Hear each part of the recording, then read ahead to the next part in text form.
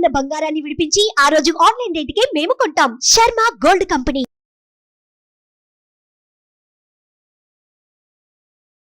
నమస్కారం, welcome to Suman TV.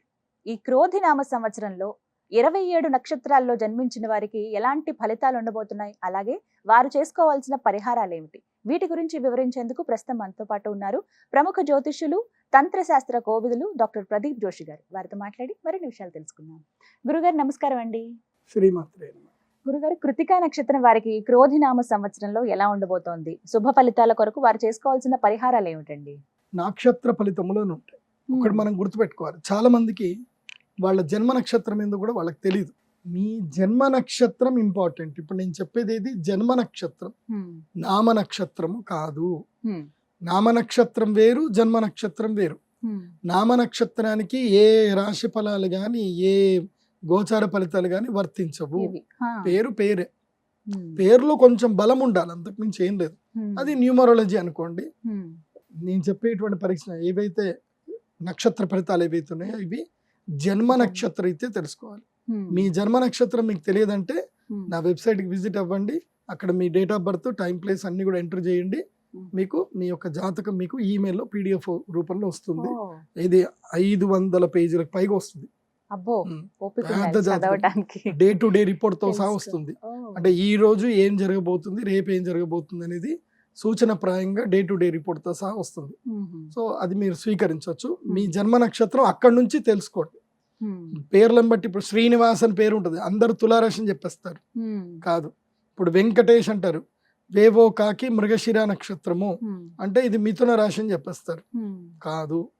So ఇలా పేరును బట్టి మీరు రాశులు చెప్పుకోకండి, నక్షత్రాలు చెప్పుకోకండి, దాని ఫలితాలు ఉండవు.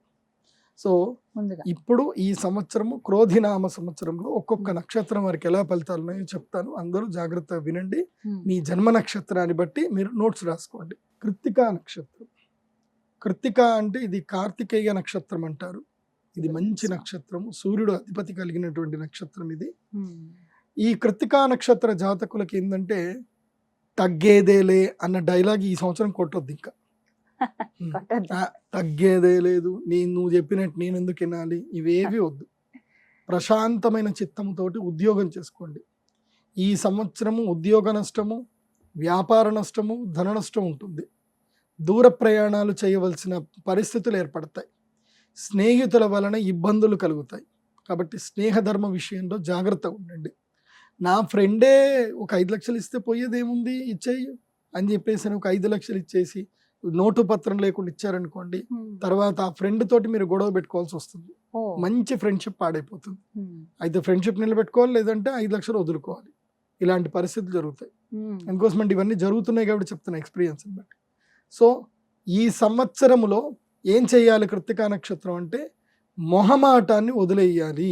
ఏం వదిలేయాలి? మొహమాటం వదిలేయాలి. కృత్తికా నక్షత్రం. ఎవరన్నా డబ్బులు అడిగారు, రేపిస్తా, ఎల్లుండిస్తా, వచ్చే సంవత్సరం ఇస్తా అని చెప్పండి. లేవని మాత్రం చెప్పొద్దు, ఇవ్వను అని చెప్పొద్దు. అలా నొప్పించక తానవ్వక తప్పించుకు తిరుగువాడు ధన్యుడు స్మృతి. అలా కొంచెం టెక్నిక్స్ వాడుతూ చేయండి. ఫ్రెండ్ వచ్చి డబ్బులు అడిగారు, పార్టీకి వెళ్దాం పారా అని చెప్పి వాడికి కొంచెం ఏదో ఒకటి శాంతి చేసి పంపించేసేయండి. ఇటు ఫ్రెండ్షిప్ పోదు, ఇటు డబ్బులు పోదు. సో అలా చిన్న చిన్నగా ఏదైనా చేసుకోండి. ఈ సంవత్సరము కృత్తికా నక్షత్రం వారికి వాహన గండ యోగం ఉంది. అది కూడా ఎప్పుడు కూడా క్లియర్ గా చెప్తాను, వినండి. సంక్రాంతి గండము కృత్తికా నక్షత్రం వారికి ఉంది ఈ సంవత్సరం. అంటే డిసెంబర్ 24వ తారీఖు నుంచి జనవరి 18వ తారీఖు వరకు సంక్రాంతి పీడ దినాలు అంటారు. ఆ పీడ దినం లోపల మీకు గండం ఉండే అవకాశం ఉంటుంది. ముఖ్యంగా జలగండం ఉంటుంది. అదేవిధంగా ఈ దెబ్బలు తాకడము, వాహనాల దెబ్బలు తాకడం ఉంటుంది. జాగ్రత్త పడండి.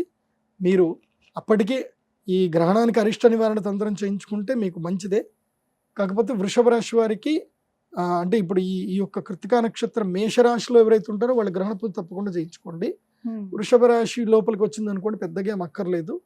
కానీ ఈ సంవత్సరము మీకు గోచార రీత్య మాత్రం బాగా లేదు. కాబట్టి తప్పకుండా శ్రీ మహాలక్ష్మి యాగం చేయించుకోండి. ఆ జగదంబ అనుగ్రహాన్ని మీరు పొందండి. అక్షయ తృతీయ రోజున మర్చిపోవద్దు. ఈ పరిహారాలు చేసుకోవడం శుభం అంటారు. చక్కగా వివరించారండి. నమస్కారం. శ్రీమాత్రి. సుమన్ టీవీలో మీ పర్సనల్ అండ్ బిజినెస్ ప్రమోషన్స్ కోసం కింది నెంబర్కి కాంటాక్ట్ చేయండి.